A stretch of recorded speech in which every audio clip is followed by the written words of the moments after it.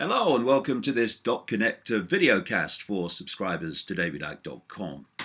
Well, a term that's been very much in the news since Trump came to office is something called an executive order.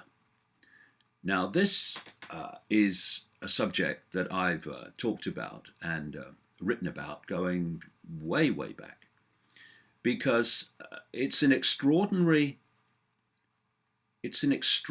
thing to happen in what is called a democracy.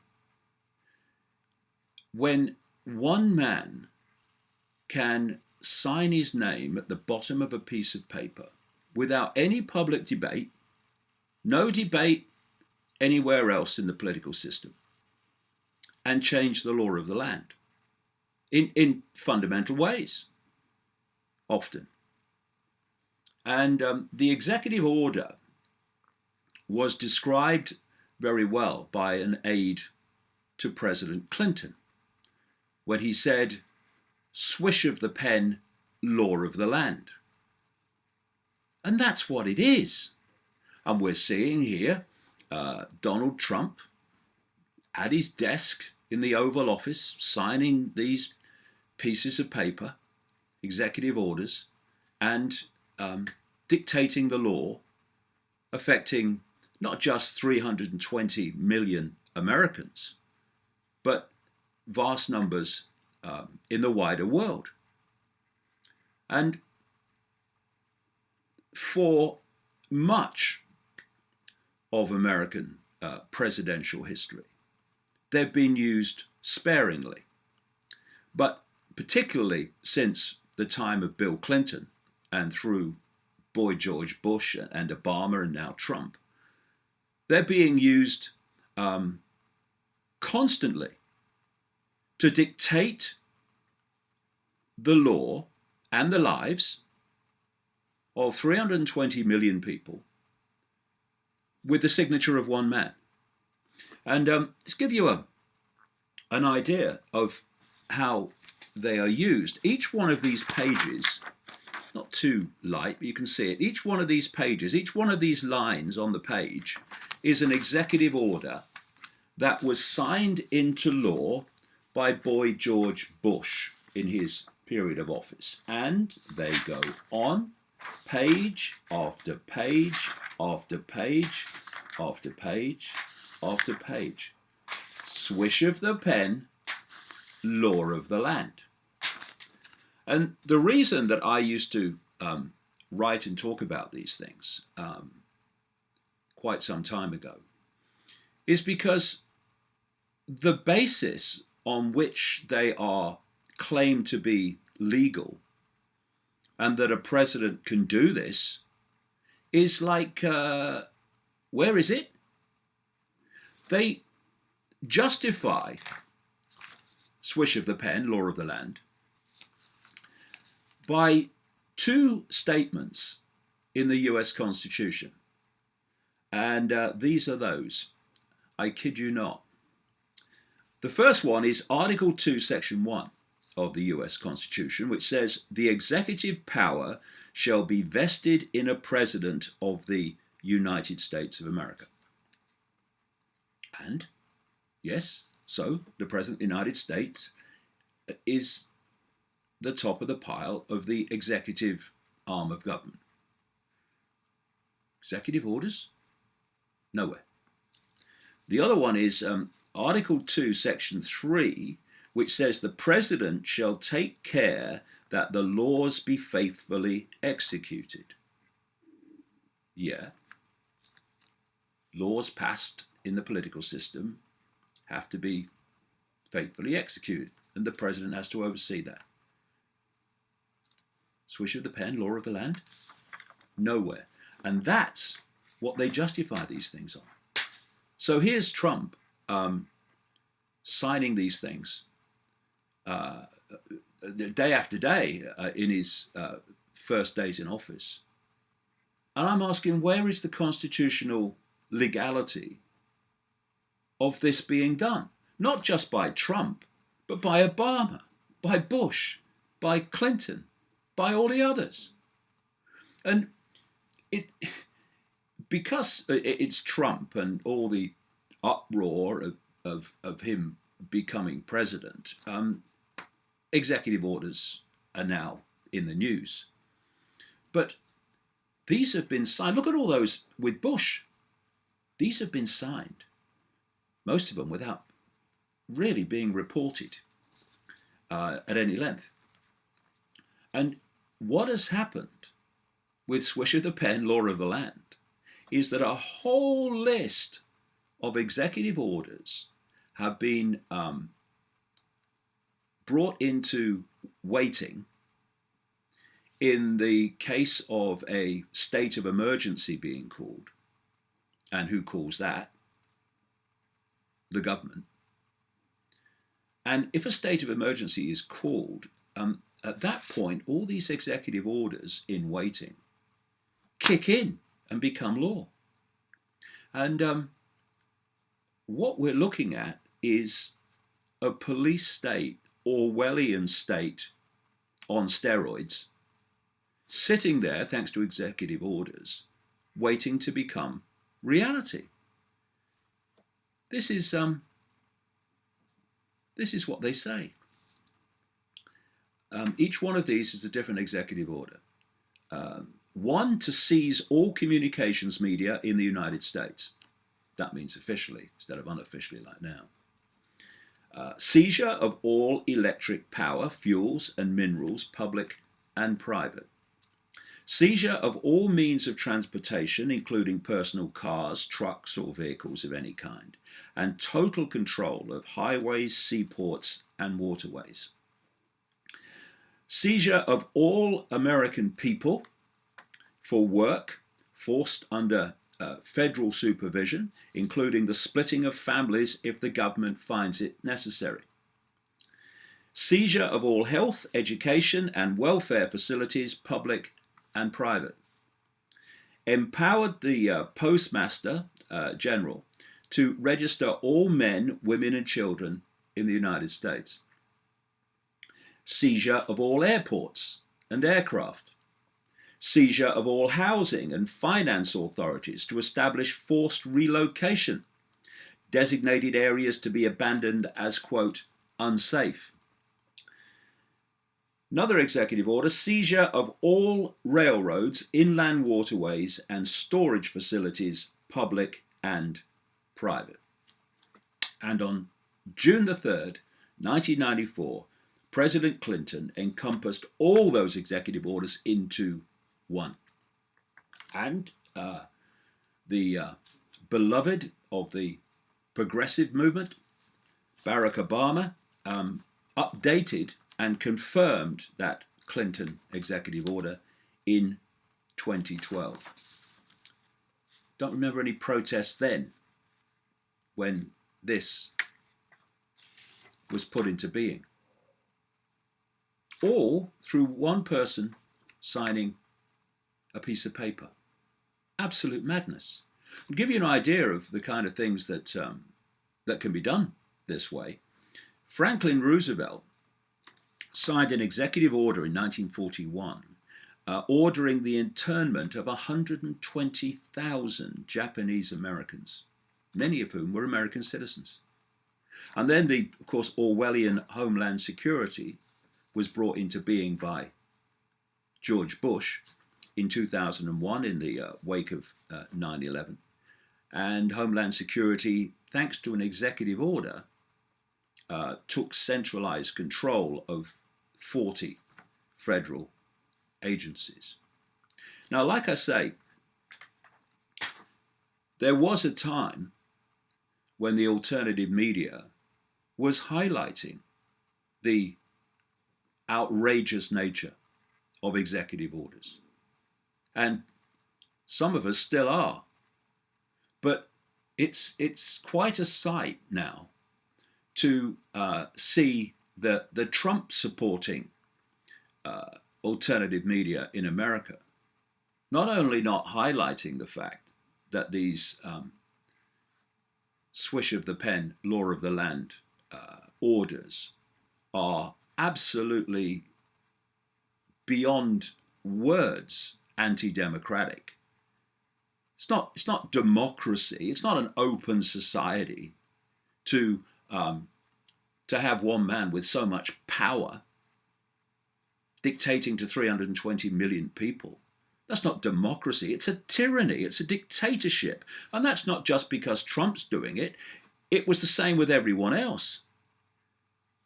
The difference is that the alternative media that's now Trump supporting was once highlighting executive orders in the way that I'm talking about. Now they're cheering him on as he's signing them.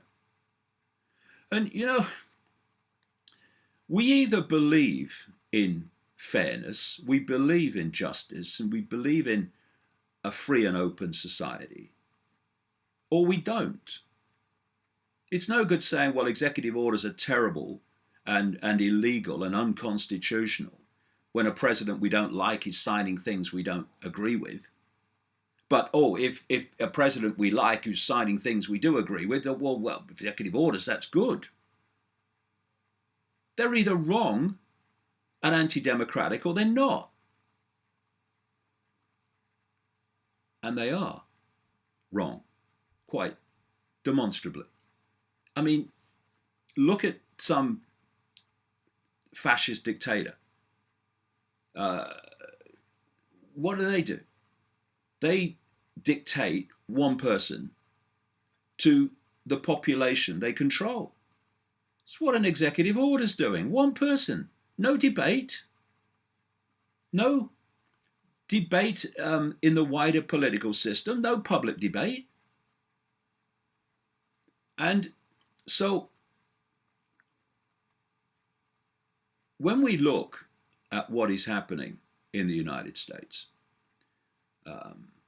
as these executive orders unfold, is that we're seeing the polarization of American society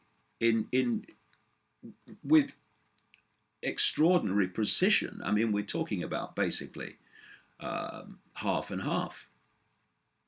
And I know the Trump supporting alternative media think he's anti-establishment and anti the global cabal.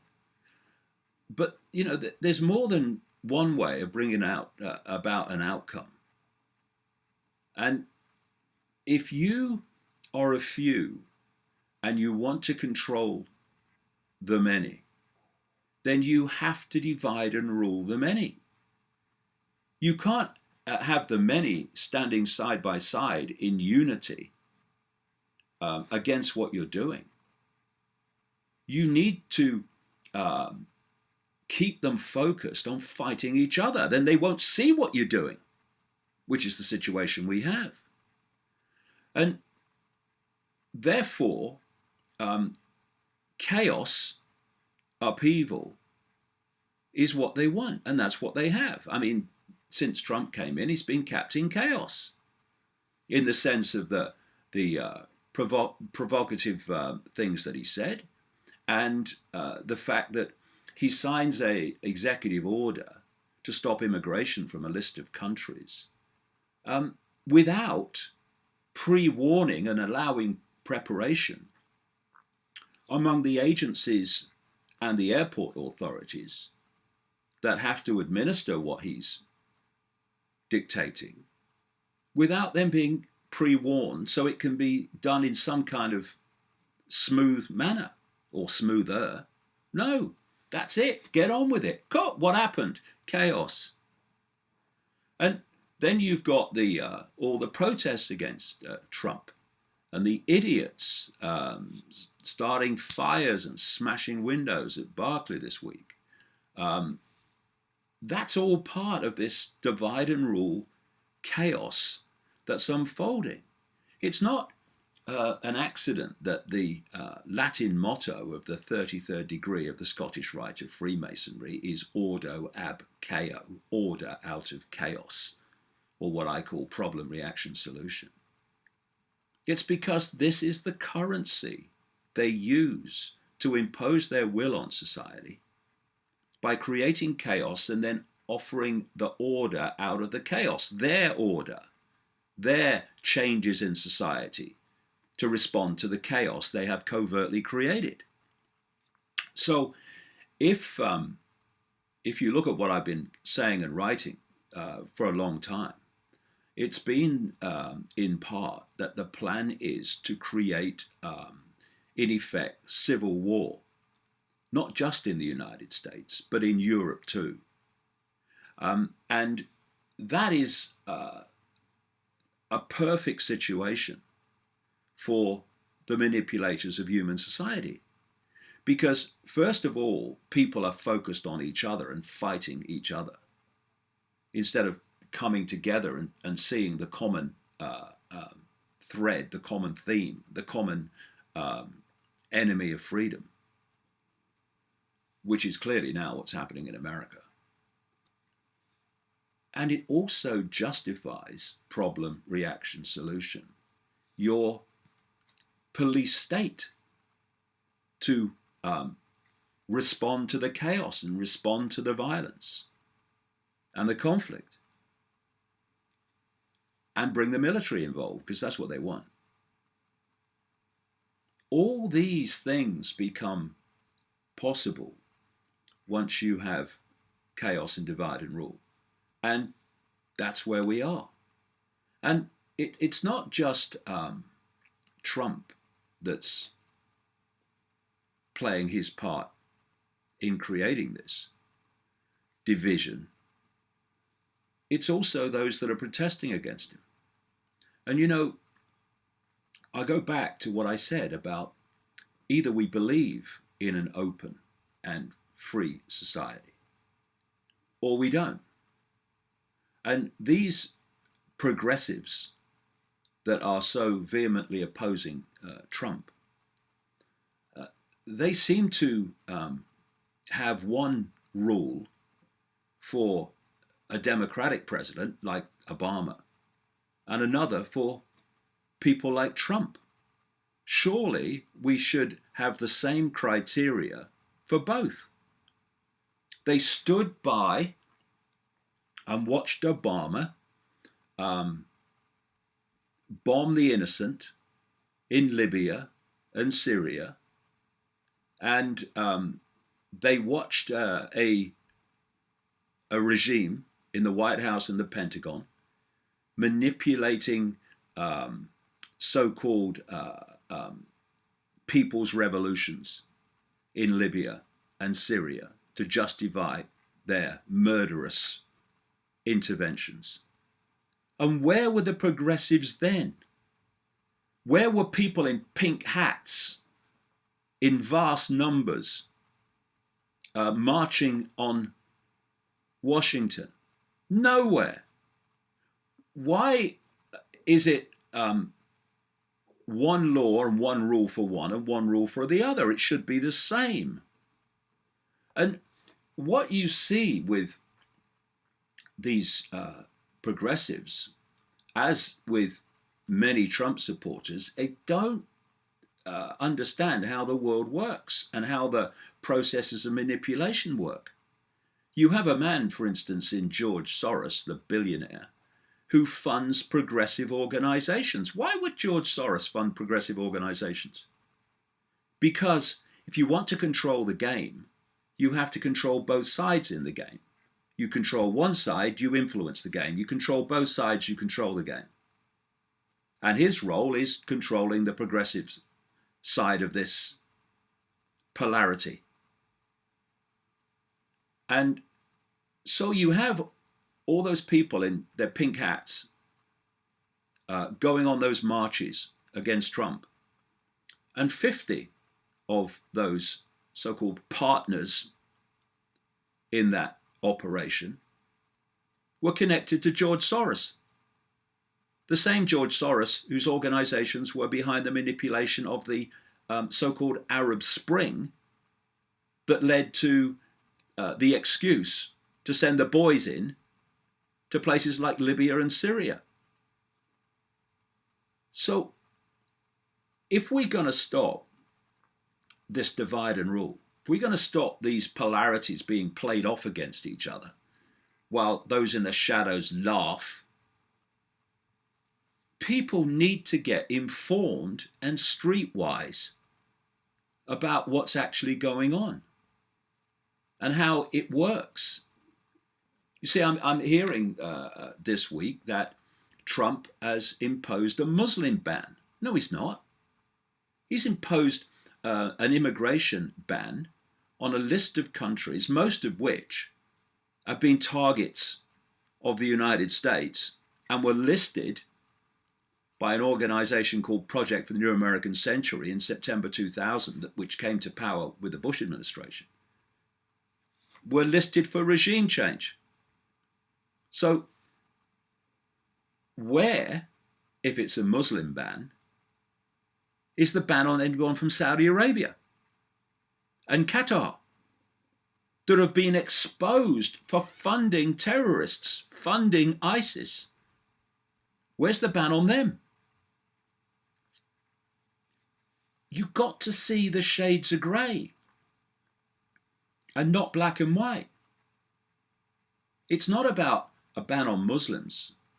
It's about targeting Muslims that suit the agenda and leaving Muslims alone, like the Saudis in their grotesqueness, the Saudi royal family, leaving them alone to go on funding terrorism. Why? Because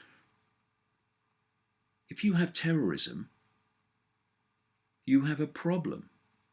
You have chaos to which you can offer your order out of chaos. And we have the mainstream media in America, of course, cheering on and winding up the anti-Trump protests.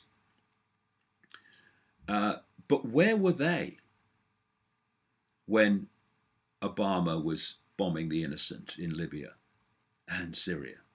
Where were the progressives when that was going on? Nowhere. Where were they when Obama was dramatically slowing down immigration by people from Iraq during his period in office? Where were they? Where are the celebrities standing at microphones? Oh, look, I'm ever so kind, I am, I care.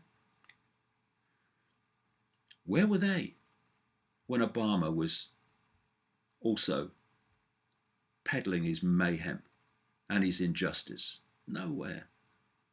And, you know, most celebrities, the vast majority, they care about image. Anyone think that standing up against Trump is not just another part of that image creation? Oh, look, she's great, he's great, they're anti-Trump. What a mess. What a mess it all is. And just when we need some streetwiseness and some calmness to meet the challenge that is Donald Trump, we're getting posturing and being played like a stringed instrument to march and protest when people are told the agenda wants civil war and conflict between peoples in the United States and Europe. If people do not want what the conspiracy wants in the shadows, then we need to stop fighting among ourselves. Doesn't mean we don't en masse cease to cooperate with our own enslavement and things that we find morally reprehensible. But violence and marching for marching's sake is going to take us nowhere. If people want to challenge what's happening, then stop cooperating with it. Stop obeying the laws that you find grotesque, unjust, and unacceptable, instead of just putting a pink hat on and marching over to the White House. Oh yeah, oh look, CNN's there, they're all taking pictures. And now we're going home. Yeah, and what's changed? Nothing. And there are challenges with Trump, big time. And, you know, I wish the Trump supporting alternative media would get its head in gear and start seeing the shades of grey instead of becoming no more than a promotional operation for Donald Trump. Oh, Donald, everything you do is great. No, it's not. He's given control of the American economy to Goldman Sachs. He said he would prosecute Hillary Clinton. Of course, that's the person the progressives wanted, Hillary Clinton. One of the most corrupt politicians in American history with her husband. They come as a pair. And think of the competition for being the most corrupt politician in American history. Oh, he was going to prosecute her for corruption. First thing he did when he won, just say he wasn't going to do that because they're good people. No, they're not. And that's another part of this progressive lunacy, that they were all so upset when one of the most corrupt politicians in American history didn't win. What they should be looking at is not this person or that person. That's the divide and rule polarity illusion. What we should be looking at is how a system supposedly representing the people is so rigged that it gives you the choice between Clinton and Trump for someone that can sign into law with a single signature. We have Trump handing the Pentagon, the National Security Advisor role, and Homeland Security, here we go, to military people. We have Mad Dog Mattis as Defense Secretary in the Pentagon, and this guy, Michael Flynn, National Security Advisor, who are vehemently anti-Iran, who work in an alliance currently with Russia and China. And so things with Iran are kicking off. You know, when you've got someone as narcissistic as Donald Trump, who can't even leave criticism on Twitter without having to respond, the ego is so hurt.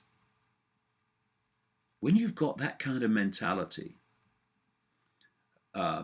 in control of the American military, and in a situation where signing his signature changes the law, you are indeed in a potentially very dangerous situation. And so it's not protest and violence and fires and smashing up that we need to respond to this now. We need calmness. We need people to see that actually it's not black and white, there are shades of grey. And that Trump, in his own way, is just as much a tool of the swamp as all his predecessors. And we need to come together. Stop hurling insults at each other in terms of you're racist, you're this, you're that, if you disagree with them. And in unity, cease to cooperate with that we find deeply offensive and deeply unacceptable. But also to have the decency to realize and accept that everyone has the right to an opinion, not just those we agree with. And what I find equally disturbing in this polarity war to the potential dangers of a Trump administration is the way the heart on the sleeve progressives who are opposing him, saying it's fascism, have become, not just in America, but around the world, the new authority, the new censors, the new big brother, dictating what opinions people can have, what views they can have, who they can support and who they can't without having abuse hurled and labels hurled in their direction. Like I said at the start, we need to understand that for divide and rule to happen, you need at least two sides, two polarities you can play off against each other. And you know what you find with those polarities? That despite what these say they stand for and what they say they stand for, and all the rhetoric and the slogans, when you look at them closely, they're always mirrors of each other.